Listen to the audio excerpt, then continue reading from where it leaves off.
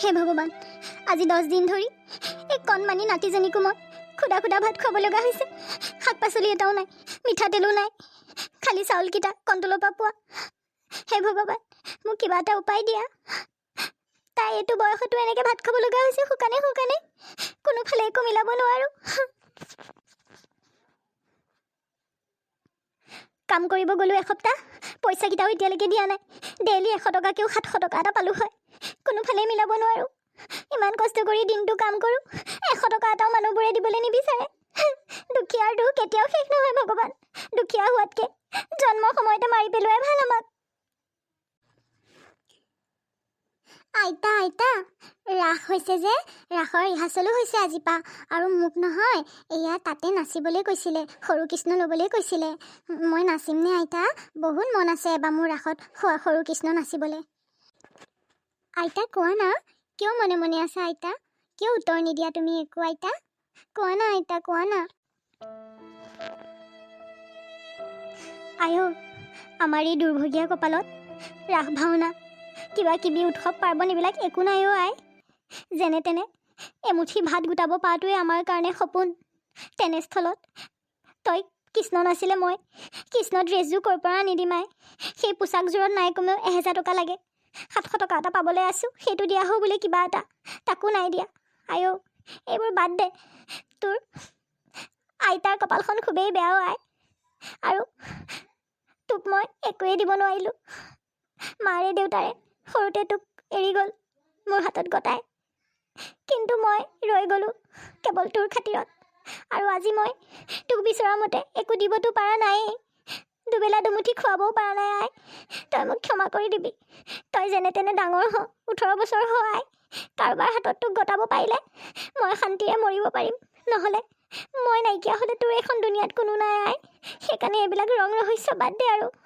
কৃষ্ণ কাপোৰযোৰ আনিবলৈ মোৰ সামৰ্থ্য নাই আই। এনেকুৱা একো নাইও যে মই বেছি পালে লৈ আহিম।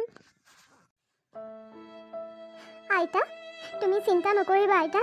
হ'ব আইতা, মই ৰাস নানাচো দিয়া, কিন্তু চাবলৈ হ'লে যাম আইতা তোমাৰ লগতে। এয়া আৰু বেছি দিন নাই নহয়, অহা সপ্তাহত হ'লেই। হ'ব দিয়া আইতা, তুমি মন বেয়া নকৰিবা।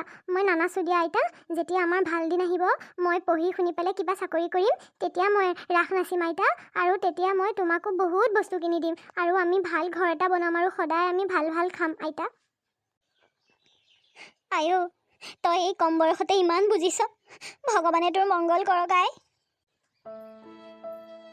আইতা, মোৰ লগৰ জুৰি যে, এয়া তাইক এবাৰ পোৱালী কৃষ্ণ দিছে, মানে পোৱালী কৃষ্ণ 5টা নাচিব লাগে যে। এয়া সেই তাই নাচাৰ ৰিহাৰ্চল চাবলৈ যাম নেকি আজি আইতা? আইও, ৰিহাৰ্চল চাব যাব নালাগে দে। আখৰা চালে তোৰো নাচিবলৈ মন যাব নহয়। একেবাৰে ৰাস চাবলৈ যাবি দে আই মোৰ লগত।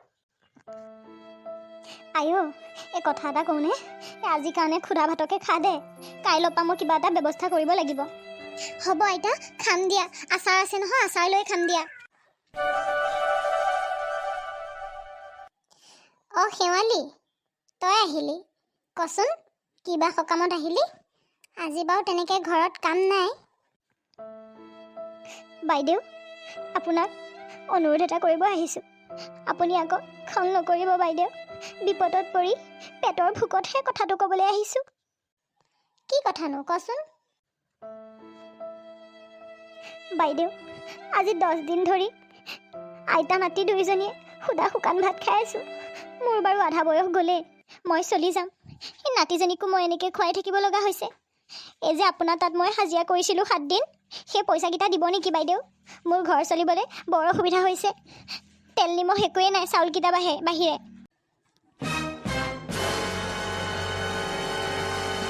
অ', তই মানে পইচা বিচাৰি আহিছ? ঐ, তোক মই কৈছিলোঁ নে নাই এই মাহত মই পইচা দিব নোৱাৰিম বুলি? হে, মোৰ ছোৱালীজনীয়ে ৰাসত ভাও লৈছে। তাই ড্ৰেছ আনিব লাগিব, মেকআপ আৰ্টিষ্ট আনিব লাগিব, ফটোগ্ৰাফাৰ আনিব লাগিব। মোৰ নাই কমেও 10-20 হাজাৰ টকা যাব।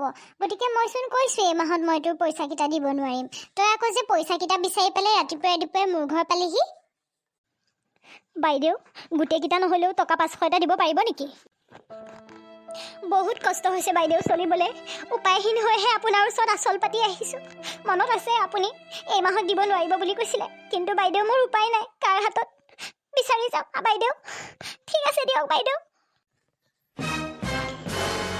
হেল্ল', ভণ্টি। নকবি দে, ৰাতিপুৱা একেবাৰে মুড অফ হৈ গৈছে মোৰ। এইবিলাক মানুহবিলাক, ভিখাৰীবিলাক পইচা বিচাৰি আহি থাকে, ক'লেও কথা নুশুনে, বৰ অশান্তি লাগে মানে। বাৰু বাদ দে, তোৰ ভালনে? বাইদেউ, মই জানো ভিখাৰী? মই আপোনাক মোৰ পাব লগা প্ৰাপ্যটোহে বিচাৰি আহিছিলোঁ বাইদেউ। গম পাইছোঁ আপুনি এই মাহত দিব নোৱাৰিব বুলি কৈছিলে, কিন্তু বাইদেউ আপোনাৰ ছোৱালীজনীয়ে ৰাসত নাচিবৰ কাৰণে তাই ড্ৰেছ, মেকআপ আৰ্টিষ্ট, ফটো উঠোৱা মানুহ আনিবলৈ আপুনি 10-20 হাজাৰ টকা খৰচ কৰিব পাৰে, কিন্তু মোৰ নাতিজনী তাইতো আপোনাৰ ছোৱালীৰ নিচিনা। চাওকচোন, 10 দিন ধৰি সুদা ভাত খাই শুকাই খিনাই গৈছেগে, পুষ্টিহীনতাত ভুগি গৈছেগে তাই। আপোনাৰ অকণো দয়া মমতা নাই বাইদেউ।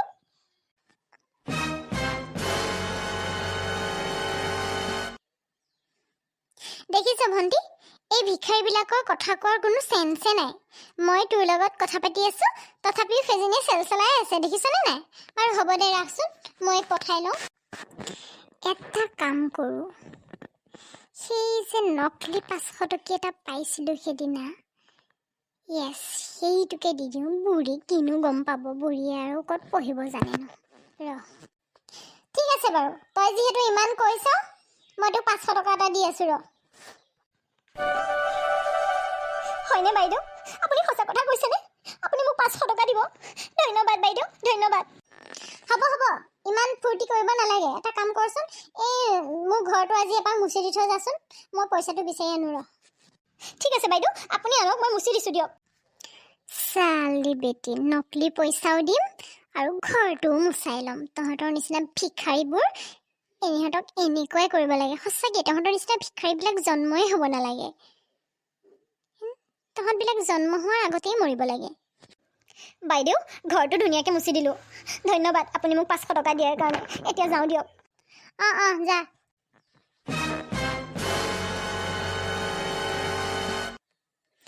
চালি বেটি, 500 টকা লাগে? গম পাবি ৰ, এই ভিখাৰীবোৰক এনেকুৱাই কৰিব লাগে। কিমান কৈ আছোঁ এই মাহত দিব নোৱাৰোঁ, নেক্সট মাহত দিম বুলি, বিশ্বাসেই নকৰে, কথাই নুশুনে। পাইছোঁ এতিয়া বাপেকে। আৰে তোৰ নাতিয়ে লঘোণে আছে, মই কি কৰিব লাগে? মই মোৰ ছোৱালীজনীৰ কথাত লাগি আছোঁ, তাই যিহেতু নাচিব এবাৰ, কিমান বছৰ পিছত তাই যে কৃষ্ণ নাচিব।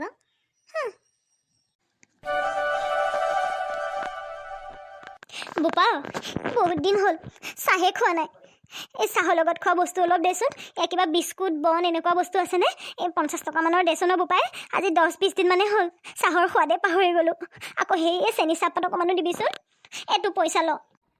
খুৰীদেউ, এইটো পইচা আপোনাক কোনে দিলে? এইটোতো নকলি পইচা। আপুনি কওকচোন মোক, কোনে দিলে এইটো আপোনাক? এইটো কোনোবাই জানি শুনি দিছে নিশ্চয়, নহ'লেতো এইটো পইচা নকলি বুলি চবেই চিনি পায়। আপোনাৰ বাৰু বয়স হৈছে, চকুৰ ৰশ্মি কমিছে, আপুনি চিনি নোপোৱাটো বেলেগ কথা, কিন্তু এইটোতো দেখিলেই গম পায় এইটো আচাৰৰ পেকেটত পোৱা পইচা বুলি। কি কওঁ বোপাই? তই কি কথা কৈছ চাচোন ভালকে। মোৰ লগত কিয় এনেকুৱা হয় ভগৱান? মোৰ কপালখন কিয় এনেকুৱা প্ৰভু? মই জীয়াই থাকিব নোখোজো, মোক মাৰি পেলোৱা। কত কাবৌ কাকুতি কৰি মই পইচাটো আনিলোঁ, এতিয়া বোপা তই কৈছ এইটো নকলি পইচা। খুৰীদেউ, মই আপোনাক নিজৰ মাৰ নিচিনা ভাবোঁ। সদায় মই আপোনাক সন্মান কৰি আহিছোঁ। আপুনি ভাবিছে নেকি মই আপোনাৰ লগত ধেমালি কৰিছোঁ? নাই কৰা খুৰীদেউ, মই সঁচাকৈ কৈছোঁ। কোনোবাই আপোনাৰ লগত এইটো বদমাচি কৰিছে, আপোনাক ঠগিছে। সঁচাকৈ আজি মোৰ নিজৰে কিবা লাজ লাগিছে। আমাৰ মানুহ জাতিটো কিমান তললৈকে নামিব পাৰে। সঁচাকৈ এই ইমান বৃদ্ধ মানুহজনীৰ লগতো মানুহে এনেকুৱা কৰিব পাৰে। মোক মাৰি পেলোৱা ভগৱান, মোক মাৰি পেলোৱা। মই জীয়াই থাকিব নোখোজো ভগৱান। মোৰ মাথাটো বিষাইছে। মাজনী। খুৰীদেউ, কি হ'ল আপোনাৰ খুৰীদেউ?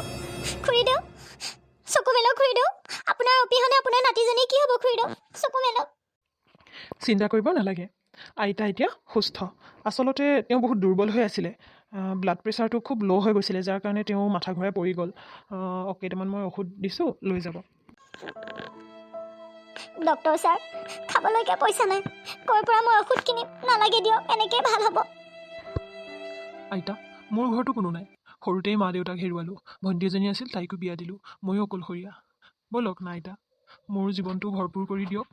মাইনাৰ পঢ়োৱা দায়িত্ব চব মোৰ। তাই আজিৰ পৰা মোৰ সৰু ভণ্টি। আৰু আপুনি মোৰ আইতা মা সকলো। ব'লক মোৰ লগত থাকিব।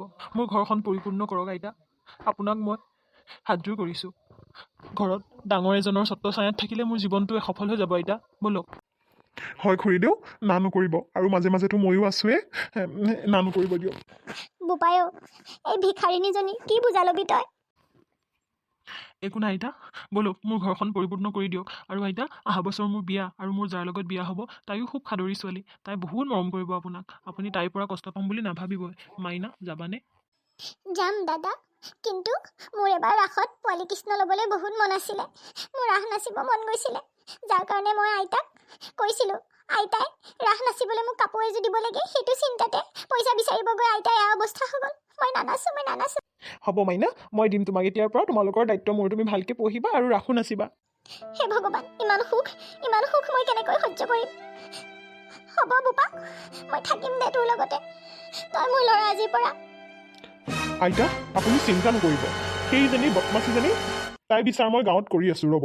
এতিয়া আপুনি এইবিলাক বাদ দিয়ক। আৰু মইতো আছোৱে। ডক্টৰ ছাৰ, যাওক লৈ যাওক। আচলতে মানুহে এখন দুৱাৰ খুলিলে আন হাজাৰখন দুৱাৰ খুলি দিয়ে। মানুহৰ দুখ কেতিয়াও চিৰস্থায়ী নহয়। পৃথিৱীখন যেনেকৈ ঘূৰণীয়া, এফালে পূৰ্ণিমা এফালে অমাৱস্যা, তেনেকৈ মানুহৰ জীৱনতো আন্ধাৰৰ পৰা এদিন পূৰ্ণিমা আহেই। থেংক ইউ ভগৱান, মোৰ খুৰীদৌৰজনী পৰিয়ালটো তুমি উদ্ধাৰ কৰিলা। ছাৰ, আপোনাকো ধন্যবাদ। সঁচাকৈ আপুনি খুব বহল মনৰ মানুহ। একো নাই দাদা, থেংকছ কিন্তু আপোনাকো দিব লাগিব। এজন পৰ মানুহ হৈ পেলাই আপুনি যে আইতাক এনেকৈ হস্পিটেললৈ লৈ আহিছে নিজৰ পইচা ভাঙি, আপুনিও তাৰ কাৰণে ধন্যবাদৰ পাত্ৰ।